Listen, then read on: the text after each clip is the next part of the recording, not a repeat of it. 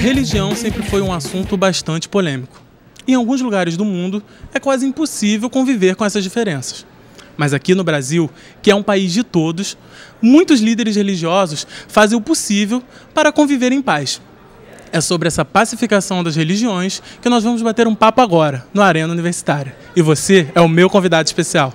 Eu recebo aqui o pastor da Igreja Batista Itacuruçá da Tijuca, Israel Belo, a Graça Nascimento, do movimento interreligioso UMIR, a Doris Hipólito, coordenadora da Pastoral Social, e a Cristina Brito, diretora da área de Relações Externas do Conselho Espírita do Estado do Rio de Janeiro, além dessa plateia maravilhosa formada pelos alunos de comunicação aqui da Universidade Veiga de Almeida. Para dar o pontapé inicial no nosso bate-papo, eu queria saber um pouquinho da Cristina. Como é que é esse trabalho, Cristina, que vocês fazem lá, desse trabalho de intolerância? Como é que é esse seu trabalho?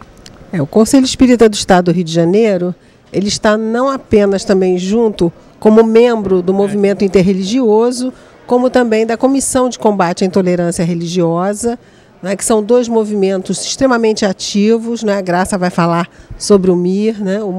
A Comissão de Combate à Intolerância Religiosa, que promove em todo setembro aquela grande caminhada em Copacabana, pela pacificação, como você bem colocou, não é? A pacificação entre nós, porque nós temos muito mais pontos em comum e precisamos investir nos pontos em comum que nos unem e pensarmos que na hora de estarmos juntos não devemos exatamente tocar nos pontos que nos afastam. Nós temos muito trabalho a fazer juntos e é isso que importa. Qual é o resultado que vocês têm, né? Você já está colhendo frutos? Conta um pouquinho para a gente como é que é esse trabalho dessa passeata, como é que vocês fazem essa divulgação com as religiões? São inúmeras tradições religiosas que ano a ano vêm aumentando em representação e em número, né, a primeira passeata foram 60 mil pessoas, a quarta agora este ano de 2011, 180 mil pessoas na orla de Copacabana, já com a presença também muito forte da mídia brasileira e já da mídia internacional, quer dizer, nós estamos já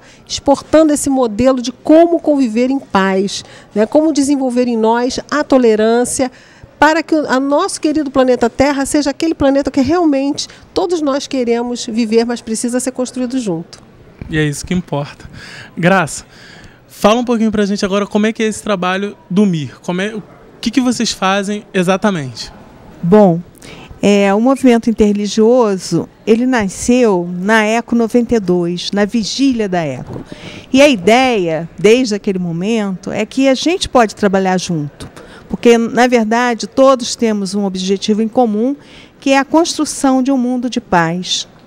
E, para isso, nós trabalhamos muito a questão do respeito, a questão do entender, né, o que cada tradição tem a contribuir para o progresso e a construção de um mundo de amor, e nós trabalhamos juntos. Toda terça-feira nós nos reunimos, né, e exercitamos a prática do ouvir, entender e trabalhar juntos. Quer dizer, isso é possível.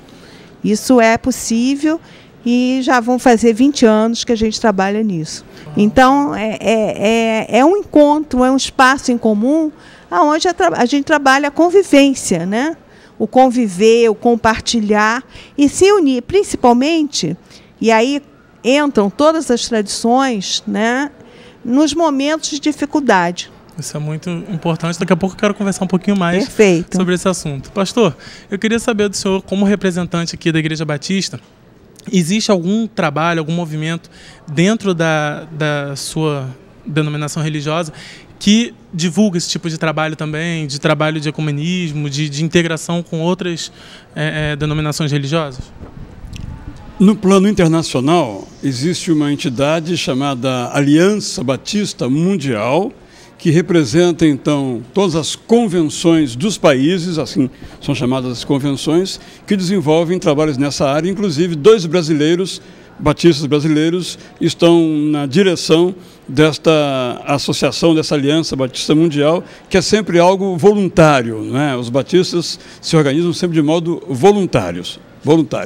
No caso especificamente dos batistas no Brasil, não há uma secretaria ou um movimento específico nessa direção, mas há um grande interesse em promover também a paz, porque, sobretudo, Jesus disse que é bem-aventurado aquele que promove a paz. Isso inclui a religião, que é esse lugar, esse espaço privilegiado dessa paz, primeiramente do indivíduo com Deus, e se essa paz dele com Deus não se refletia na paz uns com os outros, diz a Bíblia que ele é um grande mentiroso. E não faz sentido nenhum, né? Nenhum sentido. Doris, e você está aqui como, né, representante de uma pastoral da Igreja Católica. Esse trabalho que você faz, que é um trabalho social, ele também abrange muito, porque ele não restringe ao fiel católico. Toda e qualquer pessoa pode participar. Então, assim, além desse trabalho social que vocês fazem, existe dentro da Igreja Católica também algum movimento que estimula esse tipo de convivência? A Igreja Católica, ela zela muito por esse princípio da unidade. Inclusive, já tivemos campanha da fraternidade, onde o tema era o ecumenismo, né? Agora, com relação à pastoral social que eu represento dentro da Igreja Católica, nós verdadeiramente trabalhamos numa unidade. A prova disso é que hoje muito me alegra a presença aqui da minha amiga Cristina, né, que trabalhamos juntos, né, no objetivo da defesa da vida. Aqui nós temos um pastor da Igreja Batista e eu também trabalho com o pastor Adilson, que é da Igreja Batista. Trabalho com as mulheres da Igreja Batista, promovendo palestras de formação. Então, a Igreja Católica está aberta àquilo que Jesus nos ensinou, que é o amor ao próximo. Temos mais perguntas? Pode perguntar.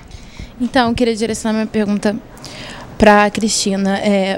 A gente estava conversando aqui sobre o negócio de conhecer todas as religiões. E eu já conheci muitas delas. Já li um pouco sobre o espiritismo kardecista, já frequentei Umbanda, já frequentei igreja evangélica, igreja católica. E, para mim, a tolerância hoje é um pouco mais fácil por eu já ter conhecido tudo. Um pouquinho de cada coisa, né? E eu gostaria de saber como é feito esse trabalho com pessoas, né, para conscientização, para tolerância, como é feito esse trabalho com pessoas que não conhecem. Como é feito isso? Bom, é importante que a gente só pode oferecer alguma coisa para quem busca alguma coisa, não é?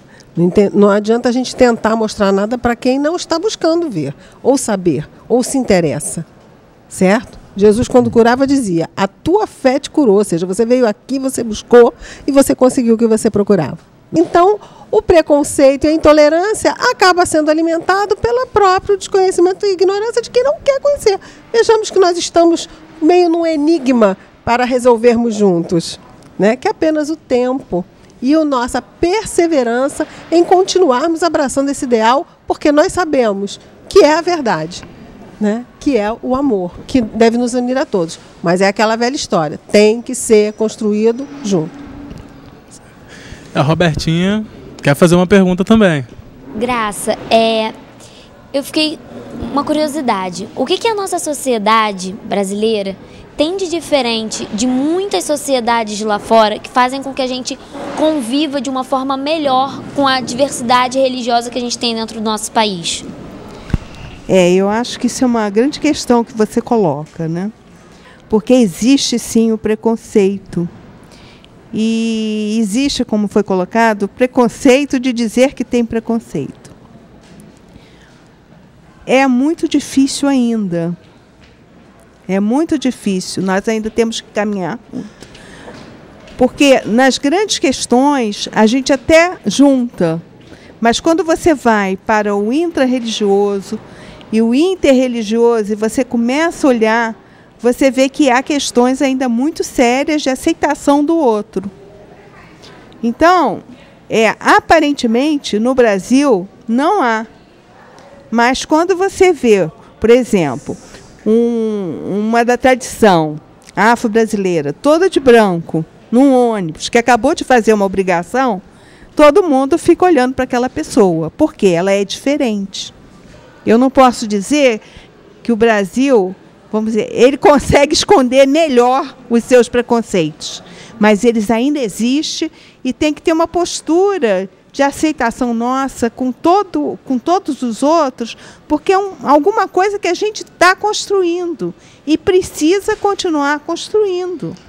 Que essa questão ela vai até além da religiosa, não é importante respeitar todo e qualquer tipo de diferença. Perfeito. Pastor, eu gostaria de saber do senhor, como líder religioso, que o senhor está aqui representando, né, um pastor da Igreja Batista, como o senhor lida, aí seria uma resposta pessoal, com um fiel que de repente é mais extremista, que tem mais dificuldade para aceitar essa questão da diferença, porque a gente sabe que isso acontece nos diferentes credos. Às vezes a pessoa tem uma dificuldade de aceitar outra religião. Como que o senhor orienta esse fiel?